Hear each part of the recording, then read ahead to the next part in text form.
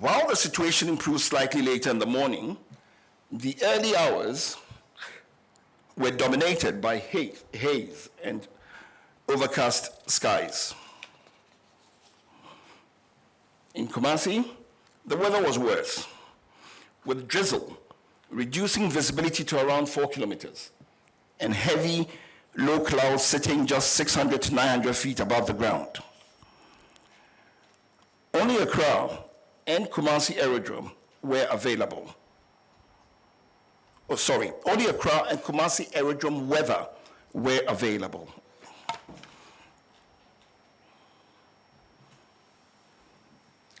There was no formal information on the weather available to the pilots along the flight route. Witnesses reported poor visibility due to fog and rain at Brofuyedru and its environs. Environmental conditions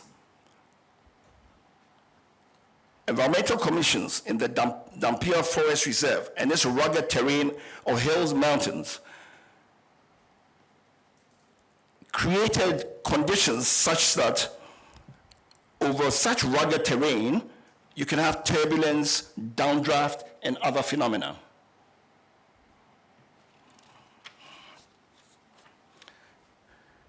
Now, to look at this is what we're talking about. This is a known aviation phenomena when you have such rugged territory. And what ends up happening is turbulent wind currents occur usually around ridgelines, mountains, and hills, and can generate sink rates in excess of 1,000 feet a minute in moderate wind conditions. These sink conditions can often exist well above the barrier that induces the eddies.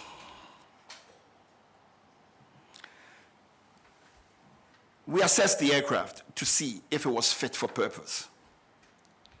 The helicopter entered the Ghana Air Force Service in May 2015, having been manufactured in 2012. And it reached its 10-year service threshold on 18th May 2025. Aircrafts have periodic checks to make sure that they are fit for service. The Air Force has 25-hour checks, 50-hour checks, and 100-hour checks. The 10-year check for the helicopter is what was mandated for this helicopter. Now, as is usual, an operator, in this case Ghana Air Force, requested from the manufacturer an extension. And it's normal, happens in civil flying, happens with any type of flying.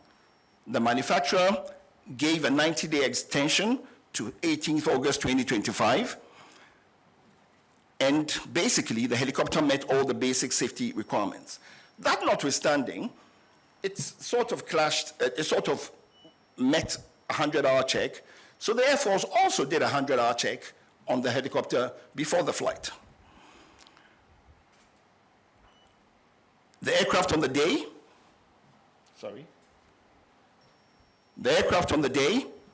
was declared serviceable and duly signed off by both the engineers and the captain.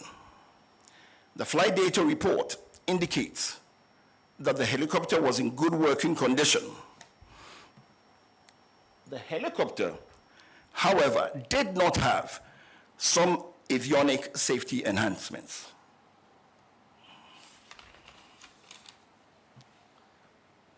As I said before, the aircraft was serviceable and airworthy. The additional safety equipment that the helicopter did not have were things like the helicopter terrain awareness system or the enhanced ground proximity warning system, as you may choose, advanced navigation with terrain mapping, an automatic flight control system. And I would say that these safety equipment would have enhanced situational awareness. For instance, it didn't have an autopilot. That's advanced, the automatic flight control system, so that the crew had to manually fly the plane. So it sort of increases workload. Typically, you want to have a plane that has an autopilot. All the civil planes use autopilots, and the workload on the pilots is very low. It gives you the chance to do things and to think easily, and so on and so forth. Despite all this, the aircraft was in a good condition to fly and met all safety requirements. The investigation has recommended strongly for aircraft with these additional safety enhancements to be acquired immediately for the Air Force.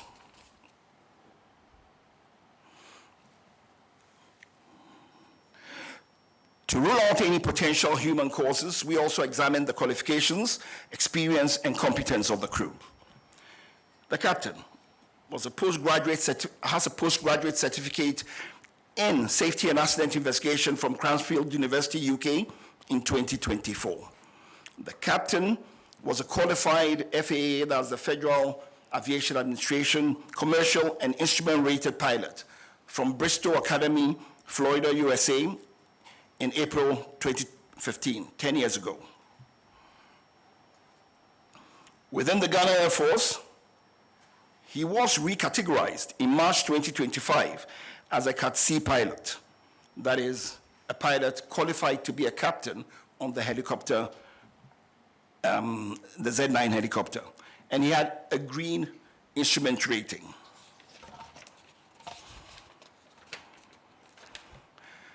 In the Air Force, they have gradings for pilots, categories for pilots from A to D. D being, depends on what you call high and low, D being for the initial, sort of, and then you go all the way to A. It's interesting to note that for quite a while, and as of now, in the Air Force, the highest category is Cat C. So the pilot was totally competent to be flying this plane.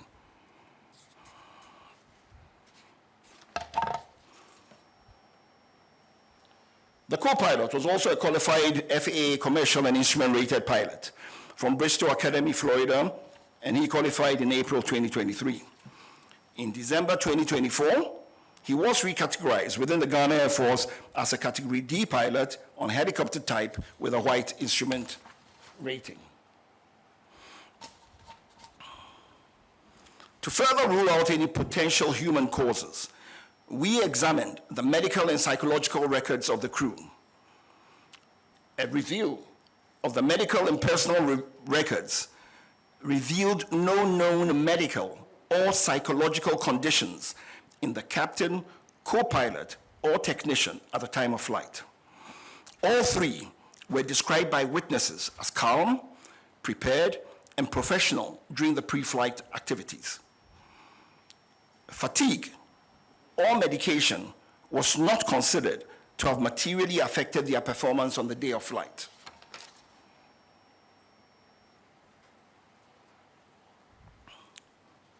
Now to the sequence of events.